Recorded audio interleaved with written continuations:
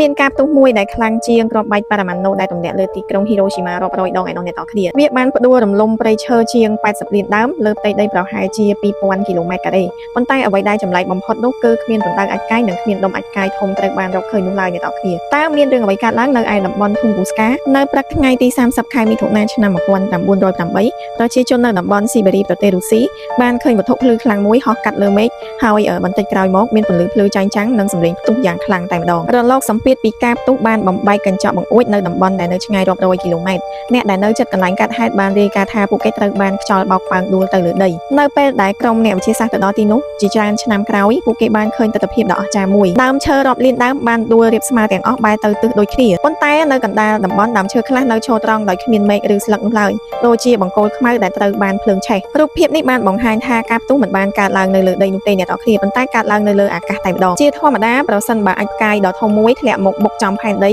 វាគួរតែបន្សល់ទុករណ្ដៅដ៏ធំមួយប៉ុន្តែនៅធុងហ្គូស្កាគ្មានរណ្ដៅធំនិងគ្មានដុំអាចកាយដែលអាចបញ្ជាក់បានត្រូវបានរកឃើញនោះឡើយអ្នកនរគ្នាបញ្ហានេះបានធ្វើឲ្យអ្នកវិទ្យាសាស្ត្រងឿងឆ្ងល់អស់រយៈពេលជាច្រើនទសវត្សរ៍មកហើយសប្តាហ៍ថ្ងៃអ្នកវិទ្យាសាស្ត្រភាគច្រើនយល់ថាវត្ថុនោះប្រហែលជាអាចផ្កាយឬផ្កាយដោះកន្ទុយដែលចូលមកក្នុងបរិយាកាសផែនដីក្នុងល្បឿនលឿនបំផុតដោយសារសម្ពាធនិងកម្ដៅខ្លាំងវាបានផ្ទុះទៅលើអាកាសនៅកម្ពស់ប្រហែលជា5ទៅ10គីឡូម៉ែត្រមុននឹងប៉ះដីអ្នកនរគ្នាហេតុនេះហើយទើបវាបង្កការបំផ្លាញយ៉ាងធំធេងប៉ុន្តែมันបង្កើតរណ្ដៅធំដោយការបុកទាល់នៅលើដីនោះទេទោះបីជាមានការពន្យល់បែបវិទ្យាសាស្ត្រក៏ដោយក៏មានទ្រឹស្ដីជាច្រើនអ្នកខ្លះអះអាងថាវាអាចជាយានអវកាសរបស់ជនក្រៅភពដែលបានផ្ទុះអ្នកខ្លះនិយាយថាវាអាចជាការសាកល្បងអាវុធអាថ៌កំបាំងឬជាបាតុភូតថាមពលដែលមនុស្សមិនទាន់យល់ច្បាស់នៅឡើយប៉ុន្តែរហូតមកដល់សប្តាហ៍ថ្ងៃនេះអត់មានភស្តុតាងវិទ្យាសាស្ត្រដែលបញ្ជាក់ទ្រឹស្ដីទាំងនេះនោះឡើយជាងមួយសតវត្សរ៍បានកន្លងផុតទៅ The Tunguska Explosion នៅតែជាព្រឹត្តិការណ៍ដ៏អស្ចារ្យបំផុតមួយក្នុងប្រវត្តិសាស្ត្រផែនដីទោះបីជាមានការស្រាវជ្រាវភាគច្រើនគាំទ្រទ្រឹស្ដីថាវាជាការផ្ទុះរបស់អាចកាយនៅលើអាកាសក៏ដោយក៏នៅតែមានសំណួរមួយចំនួនដែលមិនទាន់មានចម្លើយពេញលេញនោះទេហើយវាក៏ជាការរំលឹកមួយផងដែរថាចក្រវាឡនៅតែអាចផ្ញើព្រឹត្តិការណ៍ដែលមានថាមពលដ៏មហិមា